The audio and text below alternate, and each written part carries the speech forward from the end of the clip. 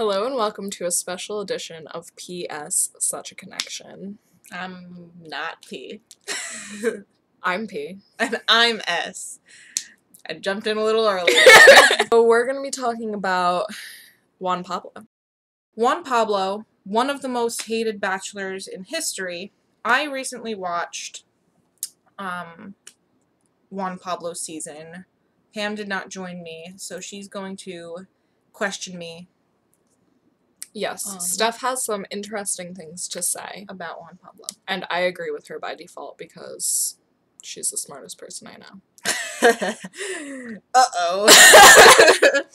I was the one who brought Juan Pablo to Steph's attention because we loved Desiree so much on Sean's season that she was the first Bachelorette that we watched because we loved her so much. So then we were in love with Juan Pablo and we knew that he was the next Bachelor. And then your mother made a comment, right, that he was an awful Bachelor. And then I looked it up and saw what was written about what he said to Claire in the helicopter, and I watched the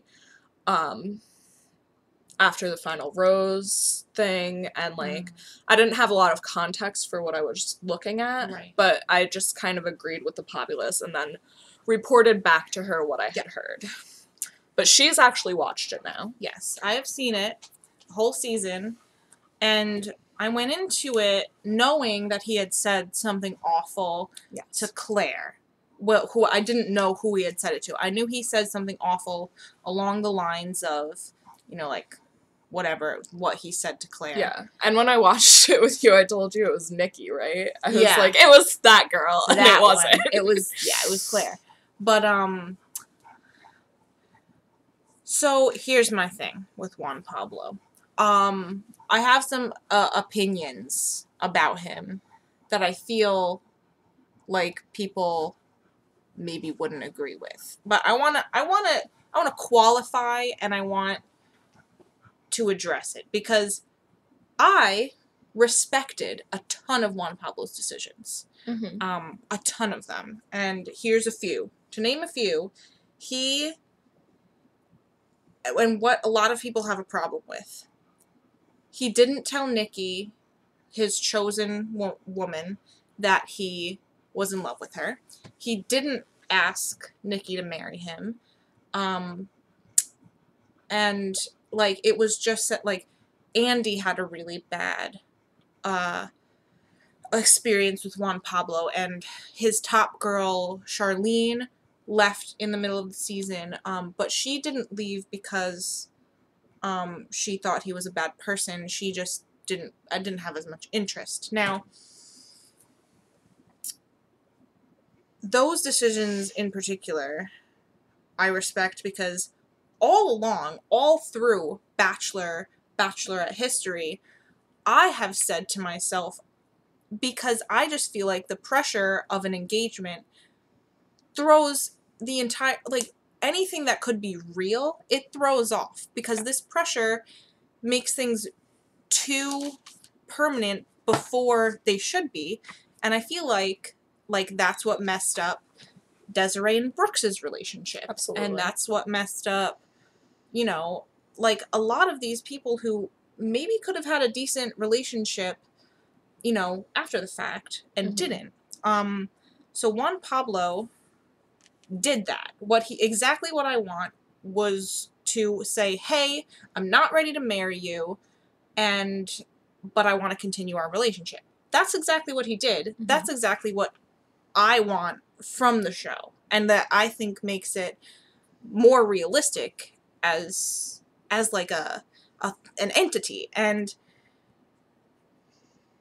what he also did was not tell Nikki that he loved her, which is another thing that I was just talking about on our last Bachelor in Paradise episode. Yes. Where if you don't feel like you're in love with someone, you shouldn't just say it. And it's something that's easy to say, but a lot of people on the show don't say it because they don't feel it. And you shouldn't say it if you don't feel it. And I feel like a lot of his backlash came from, like, it was a mixture of these things. And I don't want to use cultural difference as a cop-out. I want to use it as a minor contributor. Slight cultural difference to how communication is used. Mm-hmm. And on top of that, the second language thing, which he uses too much in his season. He used it all the time. But it was still there, and I feel like it wasn't that he didn't understand, it was that he communicated differently because English was his second language. Mm-hmm. And a lot of the nuance in the things you say gets lost. Mm-hmm. And he didn't have that nuance to know that some things, the way you say them, are offensive. Another thing was that he did not do what Chris Harrison wanted him to do. Yes. He came into The Bachelor, Black Bachelorette, and being The Bachelor, having never watched the show before. Mm-hmm. He had no inkling of what is expected of you as a bachelor, or after, what is expected of you after you are the bachelor, which is to be part of the Bachelor Nation forever. He was like, I'm not going to do that. Well, to just kind of play devil's advocate, you don't think they sat him down and told him? I'm sure he had a contract. That's true. That told him what was expected of him. That's true. Which is a fair point. So, he either, knew and ignored. Yeah, or, and he also could have, known and been like, well, that's just them over-exaggerating what your part is gonna be. And it's not as intense as this is making it sound. Right. Which, surprise, surprise, Juan Pablo, it was. It is. That was the creepiest. I just made the creepiest face. So Juan Pablo didn't do what Chris Harrison wanted. And Chris Harrison, if you don't do what he wants, you're dead. He's got a little bit of sass. So the cultural differences on top of Chris Harrison, on top of not doing what Chris Harrison and the franchise wanted, intermingled with a little bit of being a jerk. I'm not sitting here trying to claim Juan Pablo was not a jerk at all. Because he was. I just feel like it's exaggerated to what extent. Now I want to talk about what he said to Claire. Because that is the main thing that I think people will go to in saying that Juan Pablo was an awful person. And I watched the whole season.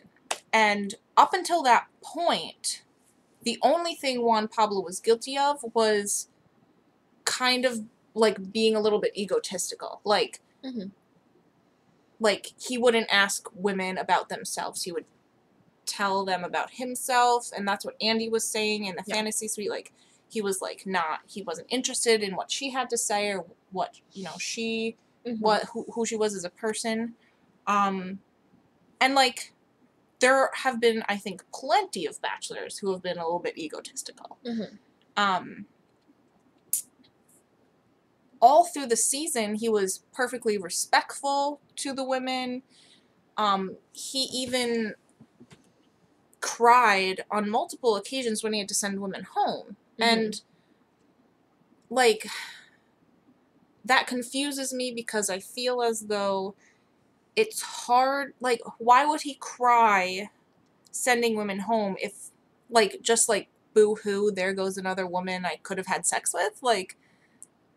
I feel like he did have some kind of, at least some kind of grasp that he could be hurting these people.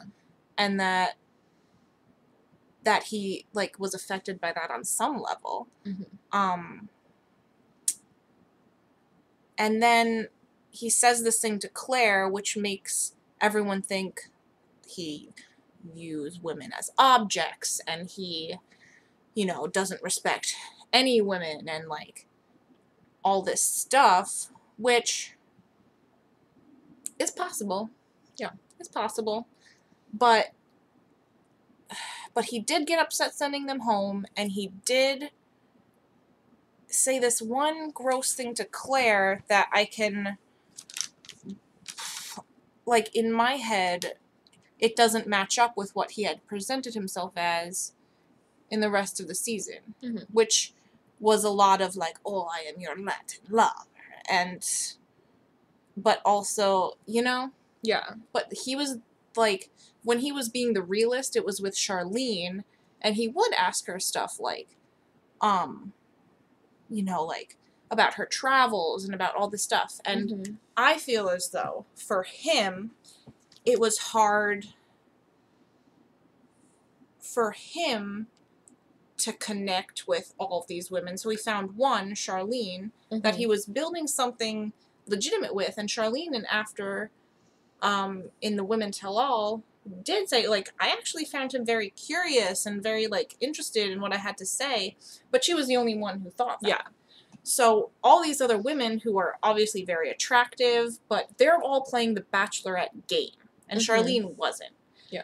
So I feel like he was like, they're all here, they're like playing this game, and like he couldn't find any common ground to like talk to them about things. So he was like, they didn't mean anything to him. And like, maybe he was viewing them as kind of more objective,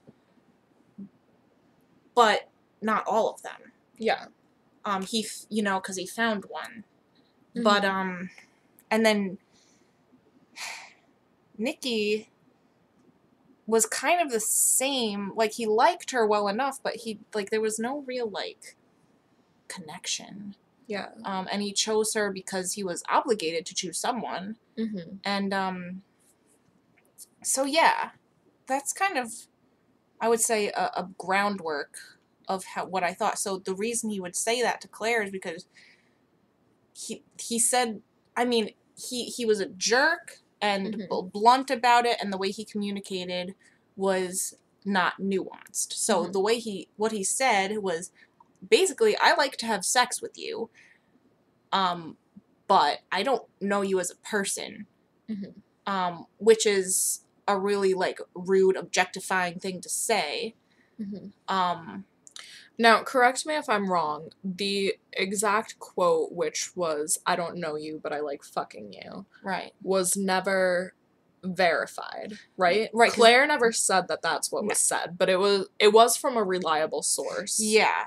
So I believe that's what he said. I believe it, but they were unmiked, and she didn't say it on the show. Yes. So, like, whatever he said, whether it was that exactly or not, was rude. Well, definitely, yes. But it is true that, like, it was not verified on the show in any form that is what he said. So yeah, that's what I think. It was a mixture of, like, an egotistical, like, self-centered kind of person just saying that to a person, whereas, like, kind of like jerky guys kind of would say that to someone without thinking. I don't know. So what do you think about what he said when Claire left? I'm glad I didn't pick her. Yes. Because Claire went off on him, and she deserved that, but... Yeah, she definitely deserved to say what she said. But, like, I didn't like Claire. Like, we all rallied around Claire because Juan Pablo was a jerk to her and said something rude to her, and that's what you do as a woman, is, like, support her. But, like, Claire was kind of awful. Like, she was, like, very fake, and, like, it wouldn't have worked out with her and Juan Pablo anyway. And I'm glad I didn't pick her. It just sounds like... I mean, it then lines up with I mean, yeah. If it was flipped and he hadn't done anything wrong, and Claire had blown up on him, and he was like, "I'm glad I didn't pick her," it would be a different story. Yeah, absolutely. So you say, like, he's just kind of a jerk. So why does that alleviate him of the worst Bachelor title? Right. That's a good question. The reason I think it alleviates him, he went on The Bachelor, I think without any pretenses. Like,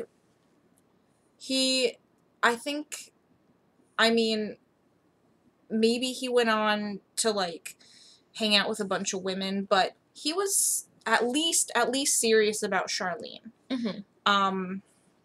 And he did try to make it work with Nikki afterwards for like a year or something. And he didn't, like, I didn't see Brad's season, but Brad was The Bachelor twice. Turned down these women and then was a jerk to the one he picked on the second time around. And I just feel like Juan Pablo being a little bit of a jerk and a little bit misunderstood is not as bad as Brad, who, like, purposely was absolutely just there to, like, sleep with some chicks. Attractive women. Yeah. And that is why I think Juan Pablo, if a bad bachelor, wasn't the worst. Because at the very least, he was definitely respectful. Yes. To their faces until Claire. Until Claire, yes. He was totally respectful all the way through, where Brad wasn't. Okay. And I can say, I did not watch Juan Pablo's season, but I did watch Brad's season. And no, I couldn't even make it all the way through. Really? He was such a jerk. Like, I couldn't do it. Yeah. So, there you go. We want to know what you think. Yeah, let us know if there's any, like, articles or things that Yeah. have more things about it. I know I read one with Nikki saying that he wasn't a bad guy. Mm-hmm. Mm-hmm. So I would think that would sway people a little bit, but according to many of the things I've read, it has not. Yeah. But if there's anything out there that leads you to think differently from what she's saying, let us know. Even if there isn't anything out there and you just hate him, feel free to rant about it in our comments. Tell us about it. Tell us how you feel about Juan Pablo. Yeah. We will take the brunt of what he has done to you. Yeah. Yeah. Absolutely. And you can also check us out on Twitter at Such a Connection. We live tweet Bachelor in Paradise every Monday and Tuesday.